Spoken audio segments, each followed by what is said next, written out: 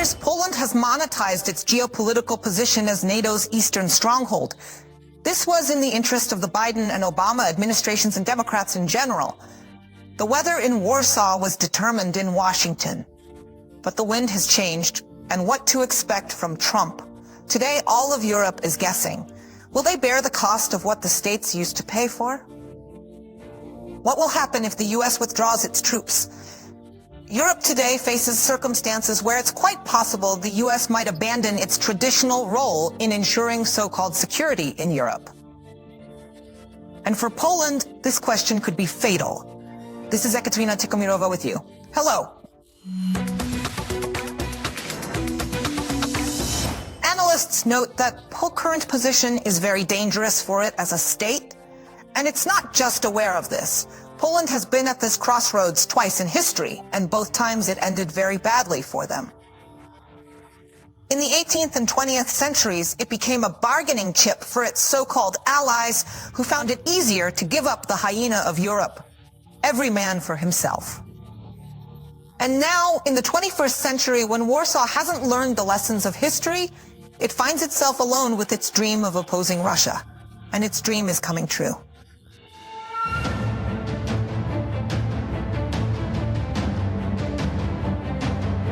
Poland's nightmare is that it has been left to fight alone. It hasn't yet faced this harsh reminder of its 18th or 20th century history, when it was divided and destroyed by envious neighbors. For now, Poland has the guarantees of European NATO and especially democratic Germany. But the geopolitical situation has alarmingly changed, while the entire European security culture is shaking due to changes in the US. Poland's political class, both right and left, still clings to outdated worldviews, holding on to past assumptions and old grievances dating back to the Solidarity era. In reality, the world faces more serious problems. Poland needs to adapt. Today, as Trump would say, Polish authorities have no trump cards. The policy of the newly minted White House head is focused on ultimatum embraces of both Ukraine and the European Union. America first, and the rest are Europe's problems. Trump emphasized between the lines. For Warsaw, the main concern has always been that the White House tenant, God forbid, doesn't enter into dialogue with the Kremlin. Polish officials have long abandoned the pursuit of an independent foreign policy. There's an important and very dangerous moment for Poland because, overall, Poland and the Poles are of no interest to Americans. They are used as a tool and will be discarded. And there will be weeping and gnashing of teeth on Polish soil. Official Warsaw finds itself in a difficult situation. On one hand, Poland wants to remain an important U.S. ally in Eastern Europe, especially in containing Russia. On the other, Trump has eloquently demonstrated that Polish authorities can no longer count on special relations from Washington. The world situation is complicated. U.S.-Ukraine relations are strained. Meanwhile, U.S.-Russian relations seem to have breathed a new perspective. Without much thought, Duda, let's recall, packed his team and rushed across the ocean and waited.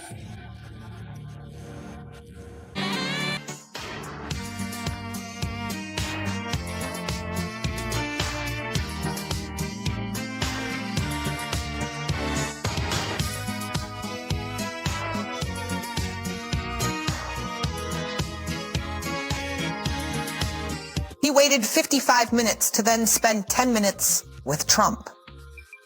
Those 10 minutes were just enough to say hello and take a couple of photos. Online, however, it was noted that Trump's dance lasted longer than his meeting with Duda.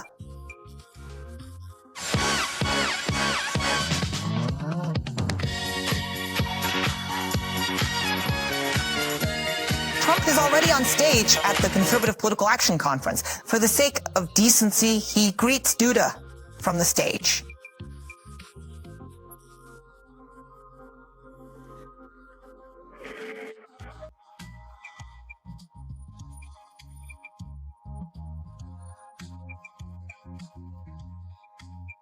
It was nice, everyone shouted bravo, applauded, but that's it. Duda turned out to be the first European official to whom Trump allocated his time, but only 10 minutes. There are no concerns that the American presence in Poland will decrease. It should be assumed that it will become closer because we constantly hear that we are a reliable ally in NATO. America invests in security. so I'm calm. Polish politicians continue to enjoy compliments from American officials who called Poland a role model in NATO. Warsaw has indeed invested significantly in its ties with Washington. It has stationed about 10,000 American troops on its territory, huge defense spending, almost 5% of GDP, for which Trump briefly praised, patted Duda on the back. To a large extent, they will go to American companies. Despite the rhetoric of strategic partnership, for Washington, Warsaw remains merely an executor of American will, not an equal player on the international stage. The policy of the new U.S. administration could lead Poland into its worst nightmare. It will have to face Russia, but only alone. It has already made its choice. As for security, achievements in this area are mere bravado if you dig a little deeper.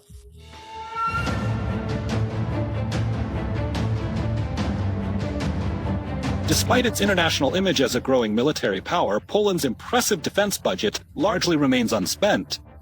Backlogs in orders and an inefficient domestic military-industrial complex point to ongoing problems. Incompetent management, inconsistent procurement strategy, nepotism, weak interagency communication, and coordination. Successive defense ministers proudly showcase new contracts, often for equipment that wasn't fully tested and lacked necessary additional options for long-term advantages.